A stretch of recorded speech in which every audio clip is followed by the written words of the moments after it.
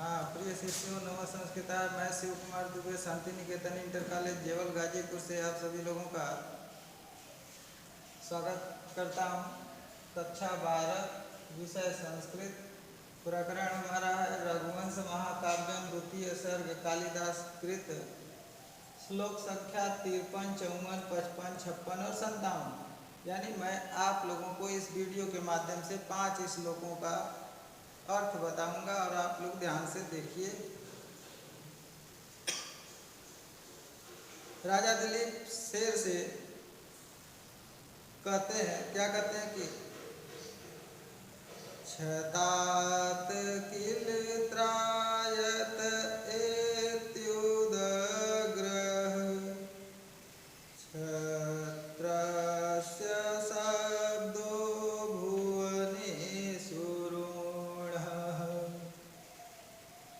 राज्येन किं तद्विपरीतवृत्ते प्राणैः रूपकोशमलिमसर्वा।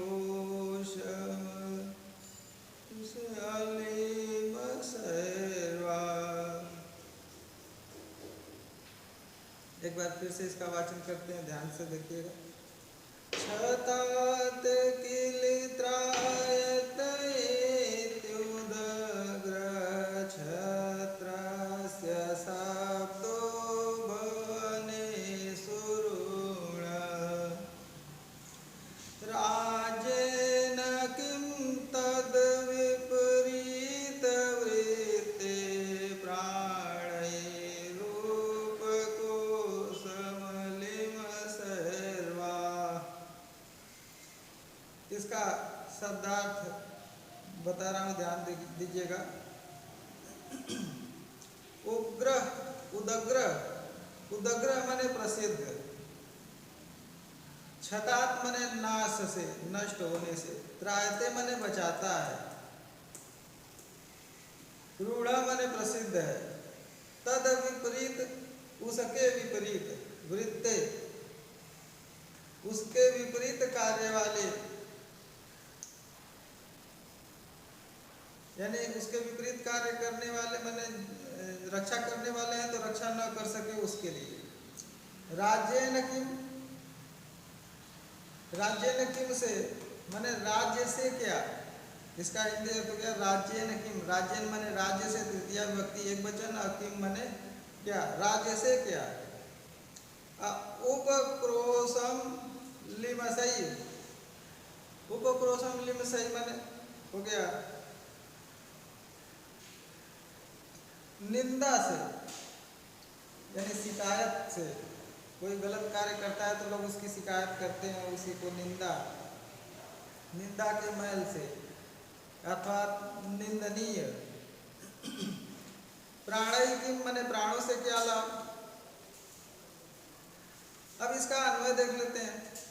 अन्वय है इसका, उदग्र छत्रस्य शब्दः छत्रात् त्रायते इति व्युत्पत्त्या भुवनेषु रूढः किल तद् विपरीतवृत्तेः राज्येन किम उपक्रोशम लिमसैः वा प्राणैः किम। उग्रता माने प्रसिद्ध है, मैंने बताया पहले।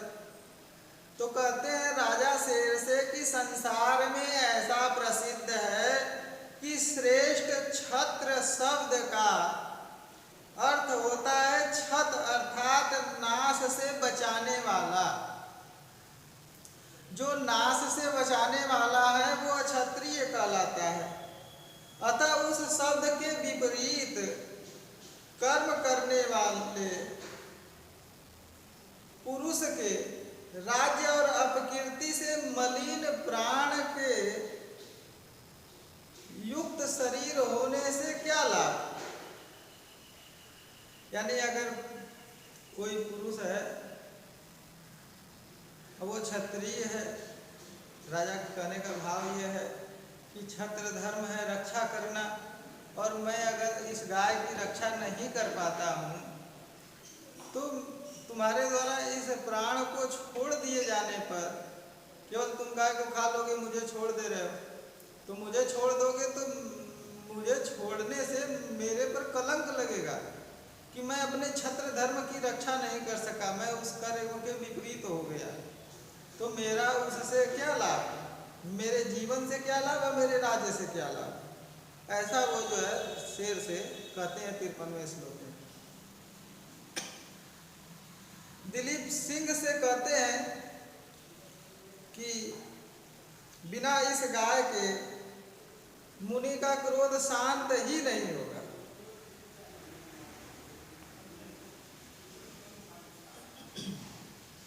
और 54वें श्लोक में कहते हैं कथम नु साक्यो नु नयो महर्षे विश्राणना चान्यपयस्वनीनाम् इमाम नूनां सुरभिरवेहि रुद्रौजसा तु प्रहृतं त्वया स्याम्। वाह, कितना सुंदर लिखते हैं। कथम नु शक्यो नु नयो महर्षे विश्राणना चान्यपयस्वनीनाम् इमामनूनां सुरभिरवेहि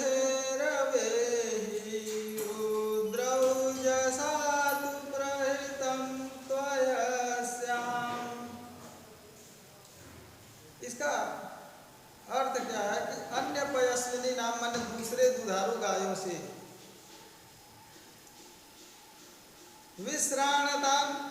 विश्राणनाथ माने दान देने से, अनुनय माने क्रोध की शांति, कथम सख्य कैसे हो सकती है, इमाम माने इस गाय को, सुरभे माने कामधेनु से, अनुनम माने कम मत समझो, आवे माने समझो जानो, अस्याम माने इस पर, त्वया प्रहृतम तुम्हारे द्वारा जो आक्रमण किया गया, रुद्रौजसा भगवान शिव के प्रताप से ऐसा तुम करने में समर्थ हो सके हो, क्योंकि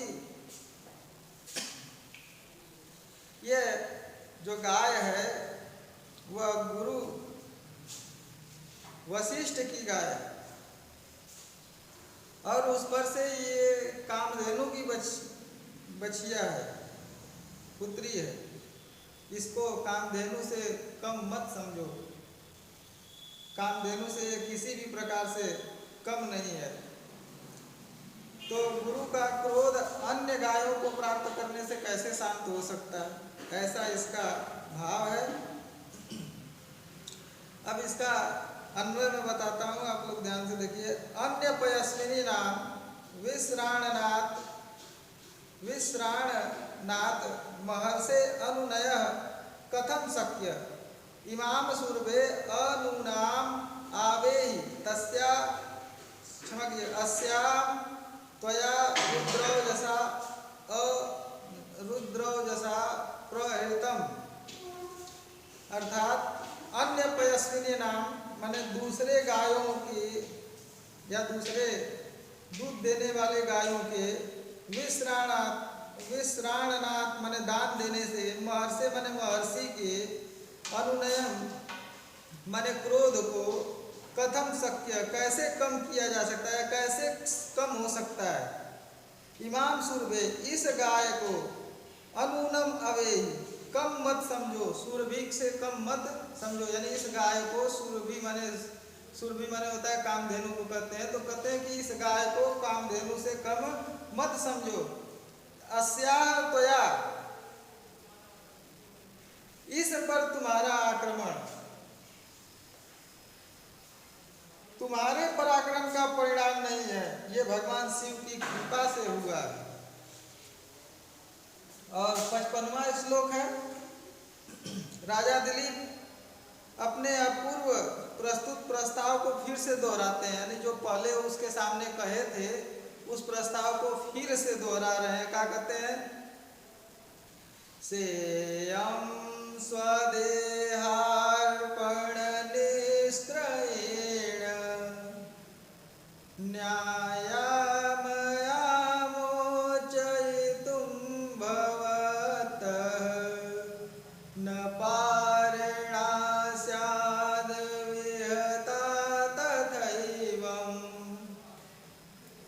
भवेदलोप्ताश्च मुने क्रियार्थ। कितना सुंदर कहते हैं, कहते हैं सेयम, स माने सेयम का विग्रह करेंगे तो सा इयम हो जाएगा, माने वह यह गाय स्वदेहार्पणम अपने देह को अर्पण करने से, निष्क्रयण इसके बदले में, मैं अपने देह को, यह वह गाय है जिसके बदले में मैं अपना शरीर दे करके तुमसे इसको छुड़ाऊं। ऐसा करने से तुम्हारे पारणा का जो विहित है वह भंग नहीं होगा, और मनुष्य शरीर, क्षमा कीजिएगा, जो महर्षि हैं वशिष्ठ जी, उनके होम आदि क्रियाओं का प्रयोजन भी नष्ट नहीं होगा। अब इसका शब्दार्थ मैं बता देता हूँ, फिर इसका अन्वय बताऊंगा, फिर अर्थ बताऊंगा, ध्यान से समझिएगा। मैं इसका भाव केवल बता दिया। कितना सुंदर लिखते हैं कि इस गाय को मैं जो है इसके बदले में अपने आप को न्यौछावर कर दूंगा, अपने आप को दे दूंगा, तो यह गाय भी बच जाएगी और तुम्हारे व्रत का पारण भी हो जाएगा। कहते स्वदेहार्पण निष्क्रयण, शरीर बदले में अपना शरीर दे करके, भवत्ता माने तुमसे, मोचयितुम माने छुड़ाने, न्याय माने योग्य है, न्याय संगत है। इस गाय को तुमसे छुड़ाना न्याय संगत है। मुझे उचित है कि अपना शरीर इसके बदले में दे करके तुमसे यह गाय छुड़ा लूं।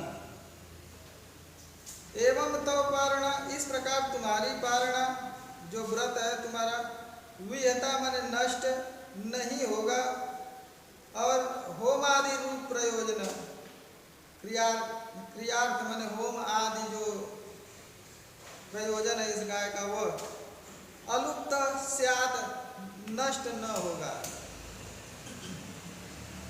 अब इसको अन्वय देख लेते हैं। सा इयं मया स्वदेहार्पणेन भवत्ता मोचयितुं न्यया स नया एवं सति तव पारणा विहता न स्याद मुने क्रियार्थ च अलुप्तः भवेत्।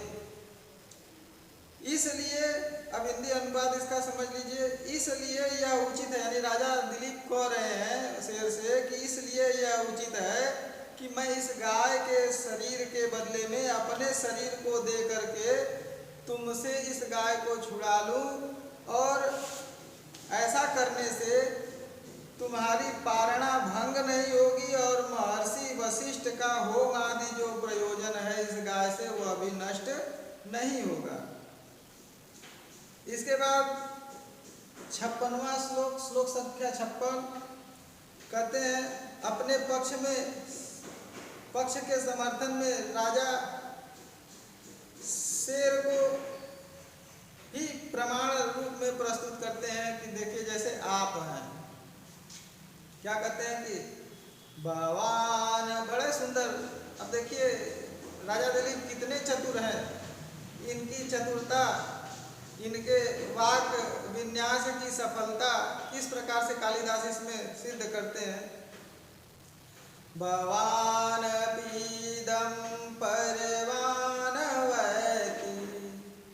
महान ही यत्नस्तव देवदारो स्थातुं नियोक्तुं नहि शक्यमग्रे विनाश्य रक्षं स्वयमक्षतेन। कहते हैं कि हे शेर, आप अपने आप को ले लीजिए, आपको माता पार्वती और भगवान शिव से इस जगह देवदारू के वृक्षों की रक्षा करने के लिए छोड़ा गया है, और मान लीजिए कि ये देवदारू के सभी वृक्ष नष्ट हो जाएं और आपको किसी प्रकार की कोई क्षति न पहुंचे, तो आप महादेव और माता पार्वती के समक्ष किस प्रकार से जा सकते हैं। वैसे ही आप मुझे भी समझ लीजिए कि मैं अपने गुरु वशिष्ठ की गाय को लेकर के जंगल आया और जंगल में मैं जाकर के किस मुंह से अपने गुरु से कहूँगा कि गाय को शेर ने खा लिया, तो गुरु जी कहेंगे कि क्या तुमने शेर से रक्षा नहीं की गाय की? तो अगर मैं कहूँगा भी कि मैंने रक्षा की तो मेरे शरीर में कोई क्षति नहीं होगी, तो मैं झूठा हो जाऊंगा। यही चीज इसमें करते हैं। अब इसका जो है अन्वय भी बता देते हैं, शब्दार्थ भी बताते हैं। इसका भाव हमने आप लोगों के समक्ष प्रस्तुत किया। देखिए इसका अन्वय क्या होता है कि परवान भवान अपि इयम इदम अवैति ही देवदारो तो महान यत्न रक्षम्य विनाश्य स्वयं अक्षतेन सता नियोक्तु अग्रे स्थातुम न ही शक्यम। परवान माने पराधीन, अवैति माने जानते हो, देवदारो तो महान यत्न, देवदारू में आपका बड़ा परिश्रम है, यानी देवदारू की रक्षा करने में आपका बड़ा परिश्रम किया आपने।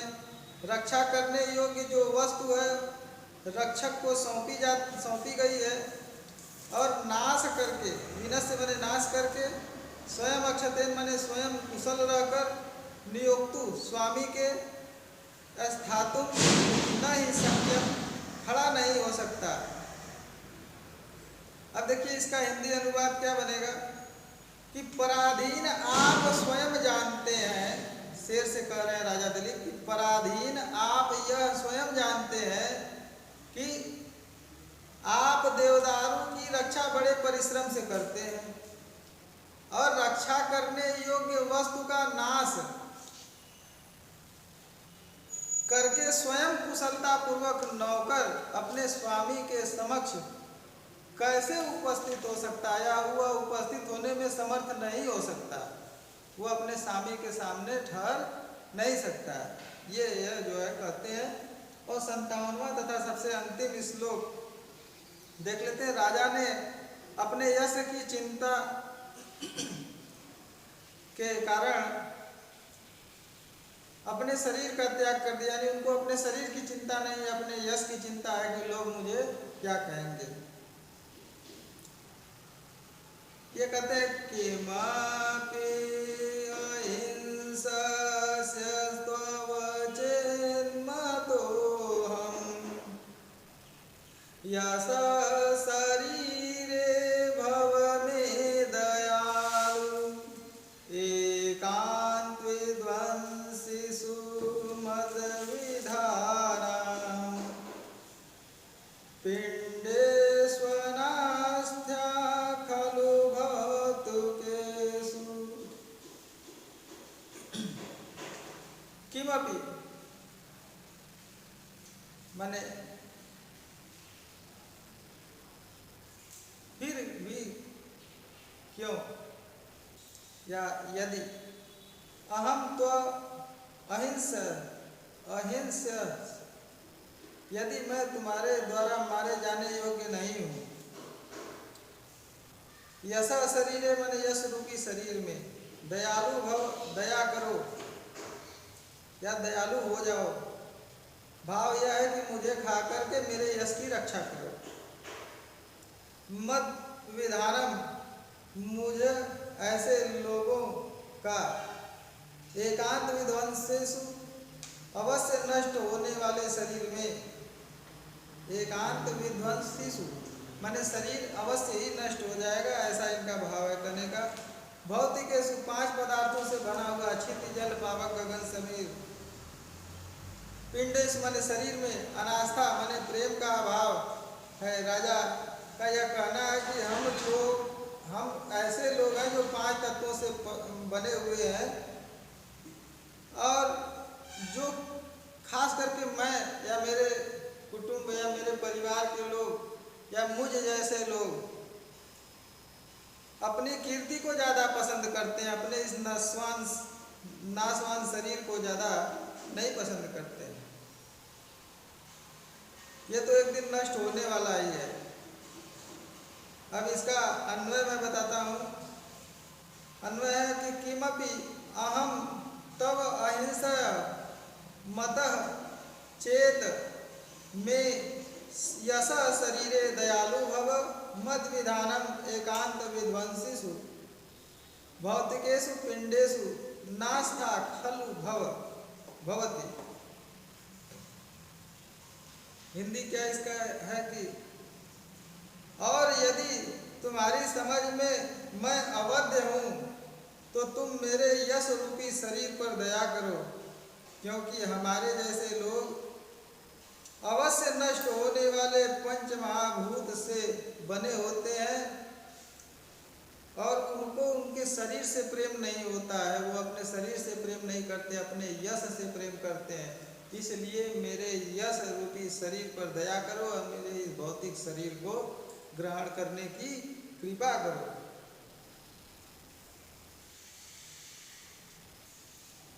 और इसी के बाद यह 57 श्लोक के साथ मैं रघुवंश महाकाव्यम का द्वितीय सर्ग का यहाँ तक का भाग आज समाप्त करता हूँ। तब तक के लिए धन्यवाद। नमः संस्कृता।